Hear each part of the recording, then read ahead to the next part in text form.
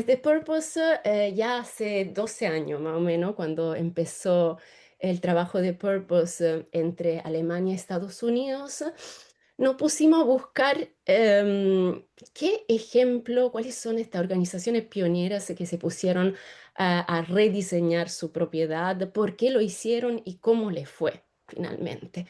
De todo este recorrido que hicimos en Purpose, entonces fue como descubrir que todas estas empresas tenían dos principios en común. Y esto lo desarrollamos nosotros como dos principios, un marco.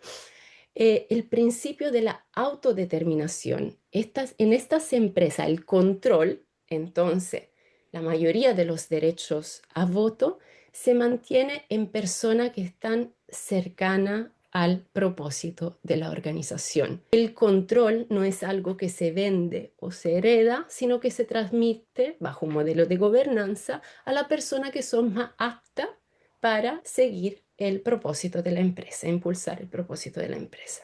Por el otro lado, la orientación al propósito. En esta empresa, el lucro no es un fin en sí mismo de la empresa. La rentabilidad, por supuesto, es importante, condición necesaria para que una empresa funcione, pero es un medio para lograr el propósito de la empresa. En estas empresas, la mayoría de las utilidades se reinvierten en el propósito de la empresa misma, a beneficio de la parte interesada, en algunos casos se dona, en algunos casos hay inversionista, entonces hay que remunerar el capital de forma adecuada, por supuesto, no sobre remunerarlo. Y bueno, y hay distintos modelos alrededor de eso. Ahora, ustedes me pueden decir, bueno, hay muchas empresas que funcionan así porque sus dueños quieren aplicar estos principios sin tener una estructura de propiedad tan compleja. Lo distinto de esta empresa es que lograron anclar estos dos principios que normalmente están representados por las personas fundadoras o la segunda generación que está cercana, lograron anclarlo en el ADN de la empresa, entonces asegurarlo legalmente en el largo plazo. Esto lo llamamos, acuñamos ese término, steward ownership, o traducirlo como propiedad responsable, propiedad orientada al propósito, propiedad que cuida. Se están como dando muchas traducciones de este término que efectivamente no es tan fácil de traducir, ¿no? El concepto de steward, de stewardship, de esta responsabilidad y de este rol de los dueños como custodio de la empresa. Y bueno, acá pueden ver algunos ejemplos más, pero son miles de miles y lo bonito es que cada día encontramos más casos y después vamos a ver más casos latinos también. Em, bueno, y acá pueden ver casos desde empresas muy grandes hasta bancos, hasta empresas como más chiquititas como startup. Y bueno, y después están muchas pymes también que quizá no tienen nombre tan famosos como lo que les estoy mostrando, pero están tomando este camino. Perdonen que eh, estoy con un poco de alergia.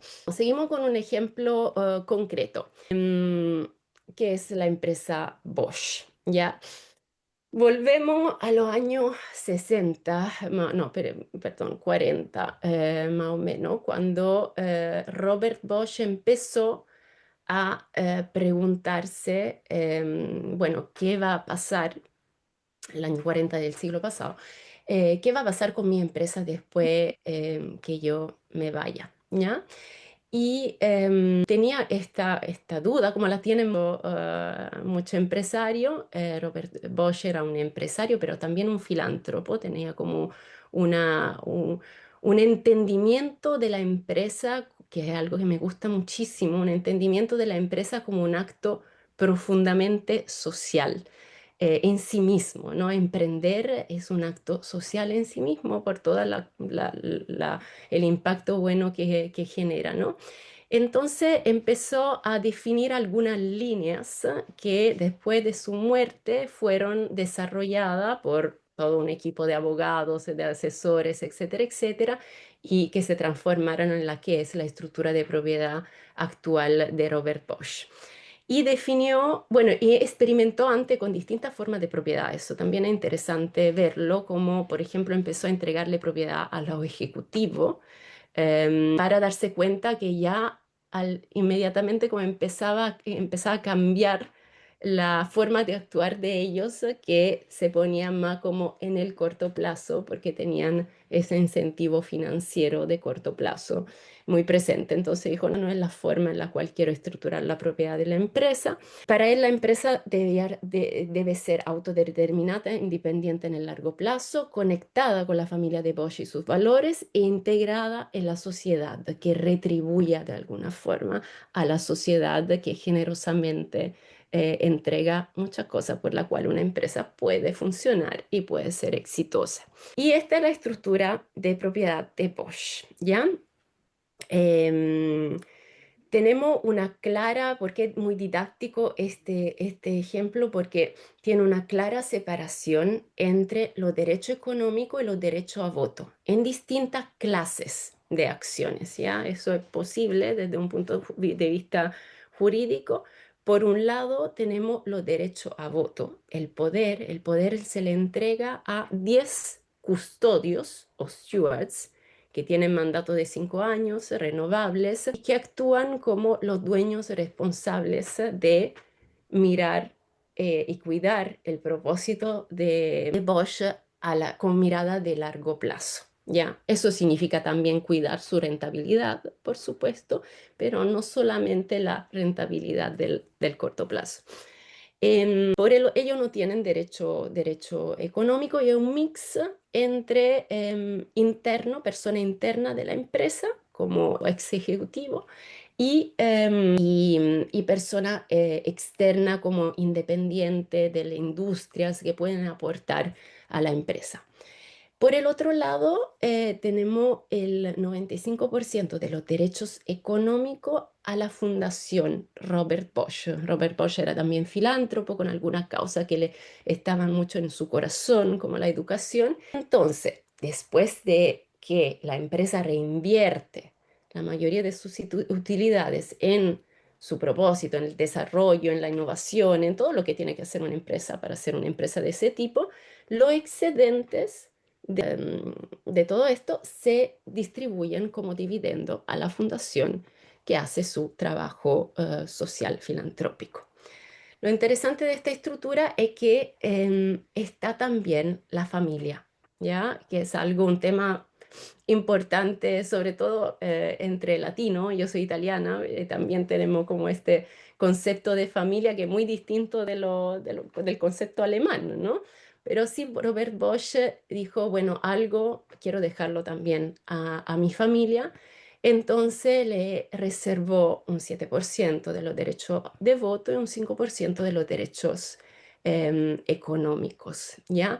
Que hace 3 años la familia misma Bosch decidió entregar a causas filantrópicas, diciendo, bueno, nosotros recibimos suficiente de, de la empresa, queremos que también nuestro 5% de derechos económicos sea destinado a causas filantrópicas, ¿ya?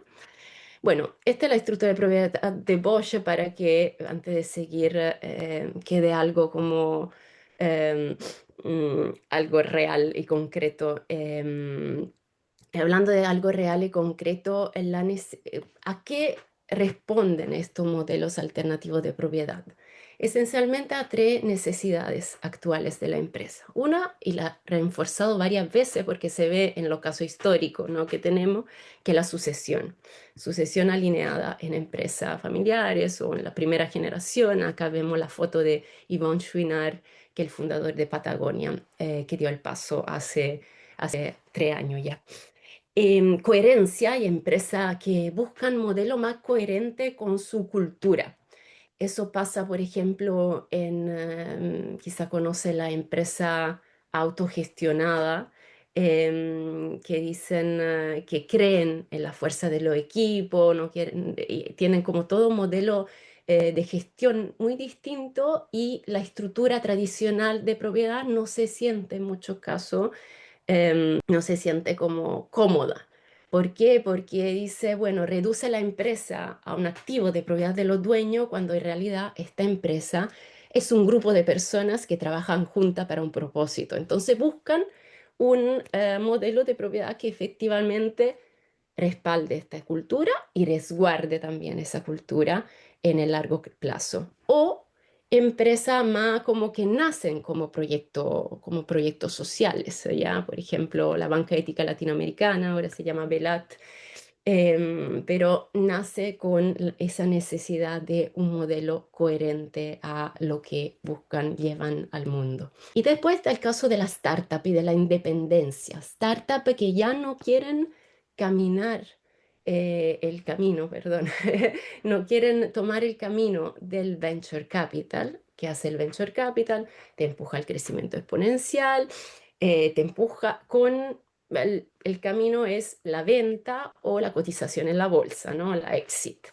Y eso en muchos casos para la empresa que buscan un impacto social y medioambiental en el mundo no es un camino coherente o, bueno, desde mi perspectiva yo trabajé años en eso, es un camino también que lleva a situaciones de monopolio, a situaciones que en general quizá no son muy positivas para la sociedad.